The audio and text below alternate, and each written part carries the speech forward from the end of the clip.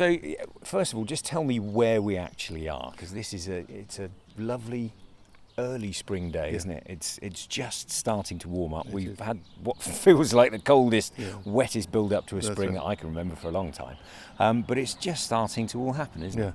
Yes, so St Clement's is the ancient living church in Sandwich. There are 3 medieval churches in Sandwich, but St Clement's is the one which is still active.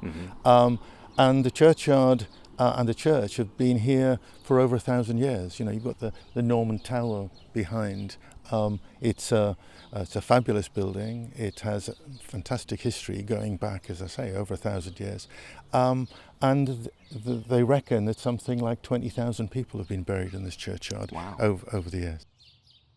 I mean, just talk me through a little bit about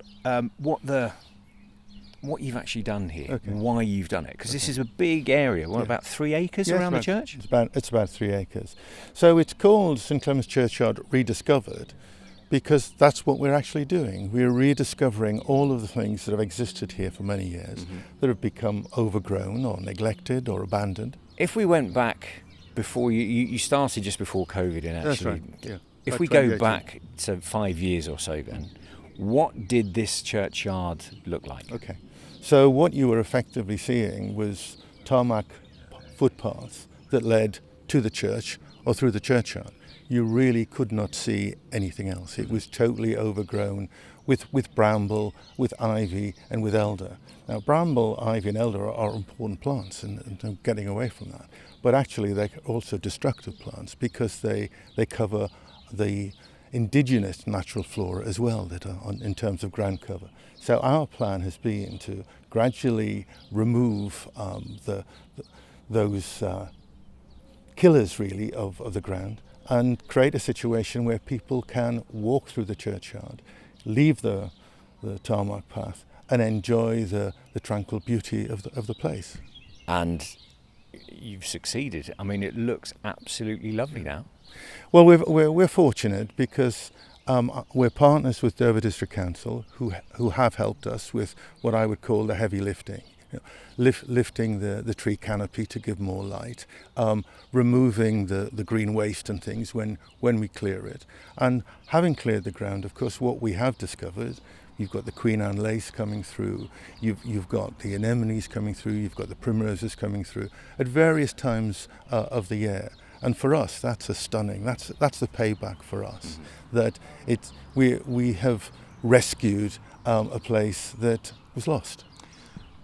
And you could have chosen to reinvigorate the gardens here in any number of different ways. You could have chosen to have gone down the kind of formal gardening route. It could have had, green grass lawns, absolutely. And you could have had planted flower beds, and you could have done all of those kind of things.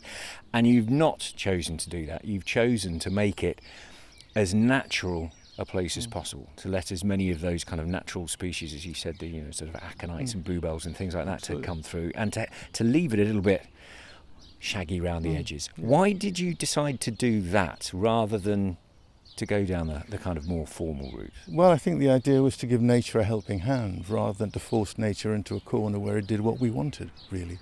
That it is shaggy around the edges, as you say, because that's the way it should be. We don't want people to feel intimidated. We don't want the plants to be restricted. Even when we mow the ground, as you see, for the footpaths, we'll leave an area where plants are coming through. Here, you've got the Queen Anne's lace. You've also got the wild garlic coming through and the bluebells coming through. They're important. There's a poet that I'm certainly impressed by, called Robert Macfarlane, who wrote a series of poems and books called Lost Words, and he talked about what subsequent generations were losing. They were losing a love for the dandelion, the daisy, the buttercup, things that I grew up with as a child. And what we want to be able to do is at least to create the opportunity where people can see that again, either for older people remembering, and younger people learning. And how does it make you feel now then, when you come into this space? I'm thrilled when we get it to this point, as my wife will tell you, I worry like crazy. When the growing season starts, will we be able to maintain it and get it to the way that we want it to be?